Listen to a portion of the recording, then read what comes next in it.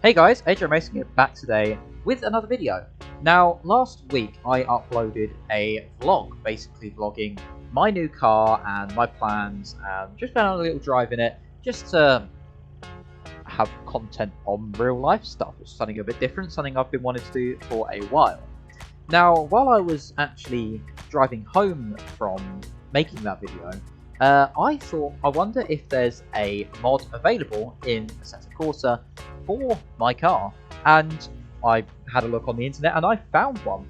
Now, this mod is from a YouTube video, which I'll link in the description below, and I've checked it through the dev mode. It doesn't look as though it's been taken from anything, so I possibly could be wrong, but as far as I'm aware, this mod is completely scratch made. Now, it's not the best mod in the world. The model is amazing, and it's pretty weird actually sitting inside my own car, but in my bedroom. It's an odd feeling, but it drives right. It drives well enough, and I thought, what better place to test it than here at the Green Hell? And it's a track I've always wanted to hot lap, and why not bring it here? So here goes. How fast can my car lap the Nordschleife? So here we are in the car, and I'm on this side now because my face cam was covering up too much of the right-hand drive side of the car. And now, the first thing to note, this is right-hand drive, so this is extremely accurate to my real-life car. And I just need to point out quickly one thing I did notice. Now, I'm a sucker for little details and stuff, and you can't really see it too well here. I'll put it into the sunlight a bit, but these little buttons here to adjust the clock are exactly the same as what you find in the real car. So just before we do head out for our hot lap, this car is the 140 brake horsepower version of the original mod, which was a 190. So it has a bit less power. I've bolted on the street tyres instead of the semi-slicks, so it's a bit more accurate to how it would be in real life, as if I was just to not hop over to Germany right now and head to the old Nordschleife. And we've also turned traction control off because my car didn't come with traction control, but we still have the ABS. So without further ado, let's head out for our hot lap. Round the final corner, and then get the best exit possible, and the timer has started all the way up to 7,000 RPM. And then before we brake heavily for the first turn, turn it in. Oh, a bit too early on the turn in there. And watch the power on the exit. We head down the hill. Now this car has 140 brake horsepower, which is a lot for me. Small lift as we come down the hill. Oh, just about keep it on the circuit with the understeer. But it's definitely enough for me in real life. Maybe not in a simulator, trying to hot lap one of the biggest racetracks in the world, but just means that it's a bit more tough to get the time out of the car. You can't just make a mistake and back it up with your power. You've got to keep the momentum, keep the lines going through the corner. A bit of left foot braking into there, and then best exit we can down the hill as we head up to the flue flats. Now this car, all the power is right at the top. You've got to keep it above 4,000 RPM. Now this car is actually a lift engine, so it's almost like a VTEC car. Completely flat over the top of the flue flats, and then small lift out of the brakes, turn it in, back end's starting to get a little loose. Bit over the crest, but as I was saying, it's a lift engine, so all the power's right at the top, which means below 4,500 RPM it's about 105, 110 horsepower, and then above that is when all that extra 35 horses kick in. And now one of the quickest corners on the circuit, left hand kink, small lift, got to keep some throttle on. This being front wheel drive, hill turn down to third gear, easy off the brakes. Turn it in late to get the best exit possible down the hill under the Yokohama Bridge. We head down to compression, fourth gear. Probably going to take fifth gear as we head down the hill. Just there. Keep that momentum all the way down, and then flat through the bottom. Car's not quite bottoming out, and then down to fourth gear, back on the throttle, down to third, back on the throttle again. front wheel drive, you've got to drive it so anti, like, against how you would think to drive a car. Especially like a proper race car around here, you get off the throttle to still stop with the understeer. But you've got to be on the throttle to be able to turn in front wheel drive. Just another challenge. Again, 4th gear past the Rebel tree. As we head down into these double left-handers. Small lift of the brakes. Small lift of the brakes, sorry, small dab of the brakes through there. We'll head down to 3rd gear. Through the left-hander, and then got to find this white dot on the ground and aim for that. There it is. There it is, just about see it. Hit it perfectly, and then back into 3rd gear as we head up to miss hit miss, which is probably going to be miss miss miss for me because you know, I'm not a good driver. So left foot brake, back on the throttle again, just about hit. Actually took that pretty well. We start understeering off now to the slowest corner. 3rd gear, back on the throttle for a second. 2nd gear. Only with really high downforce cars can you make that into a one-hit braking zone. Everything else is either off the brakes and then back on them again, or even touch of the throttle if you're in a car as slow as this. Now, this left-hander is an absolute annoyance. You can never get it right. Just about make the outside there, and then the left-hander. Watch the back end. As you come up the hill, oh, we're right out of the rev range here. Come on, car. All those 140 of your finest Japanese horsepowers. 4th gear. Before flat through the left.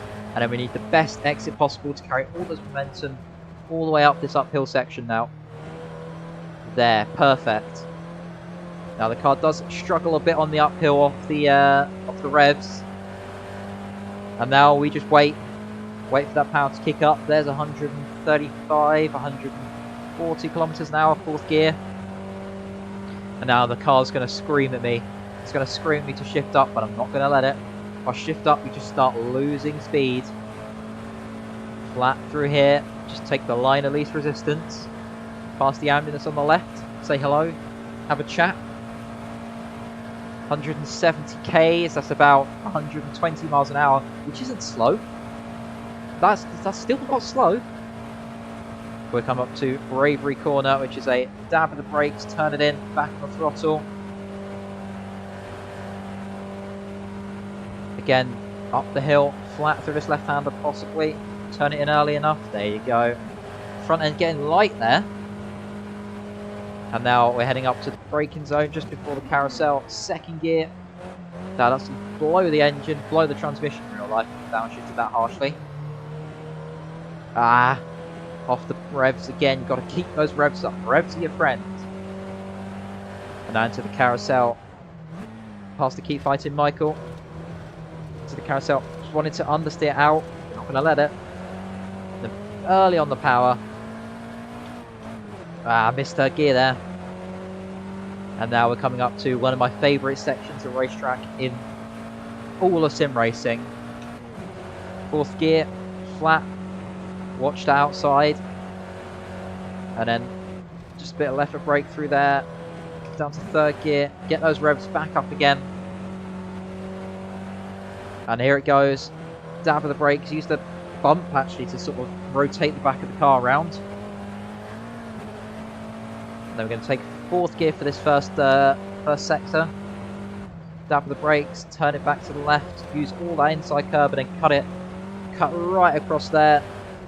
Oh, we're onto the grass almost. Down to 3rd gear, and I'm just going to leave it in 3rd gear now, all the way through this sector.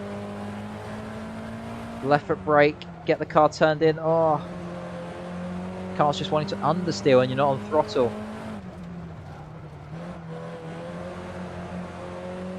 Use all the exit curb for turning in nice and late. Oh, hit the bump so hard again there. The rear end got rotated around. Now there is a bit of body roll in this car.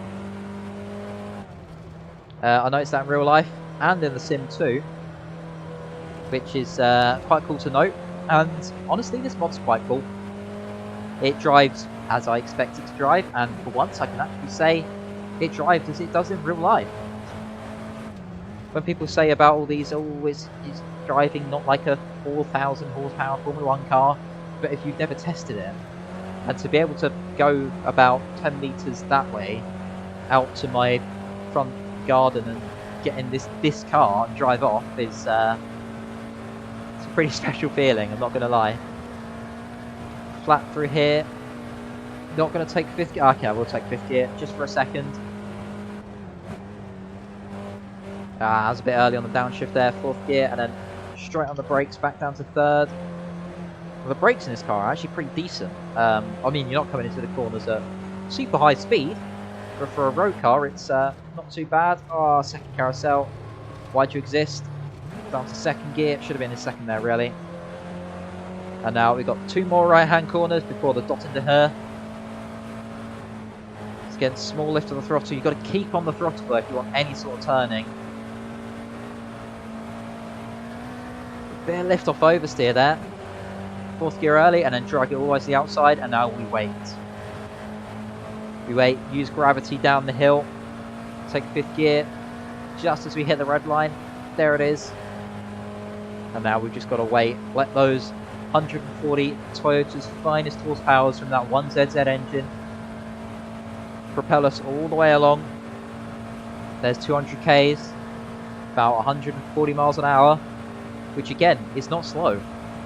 I mean, I'm 19 and I have a car that can do 140 miles an hour and be able to insure it as well is the crazy thing. And now under gantry, we're already at 8 minutes 55, so it's going to be a sub 10 minute. What's it going to be?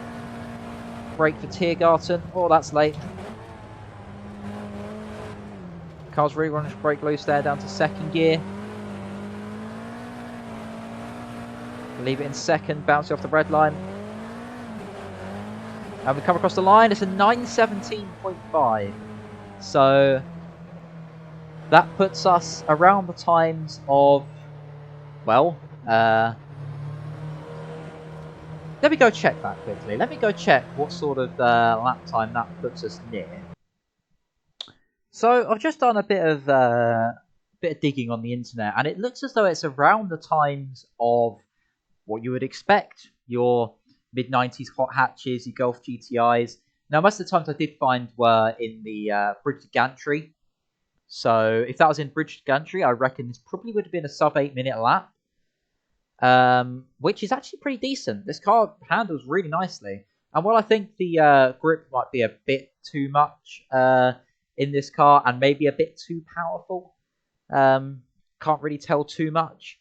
It's really nice just to be able to drive my car in a simulator. How weird is that? But I hope you've enjoyed this video. I've enjoyed making this video. If you have, really enjoy if you hit that like button, subscribe if you want to as well. We're getting pretty close now to 100 subscribers, and we're also 1 follower away on Twitch. So if you want to go be that 50th follower on Twitch, make it happen. Link in the description below. I'll link the mod as well in the description below. And yeah, if you want to check out my vlog as well, it's a couple of videos back. I'll put it, actually, it'll probably come up like up there in a minute. But yeah, thank you for watching. Have a really awesome rest of your day. See you all next time.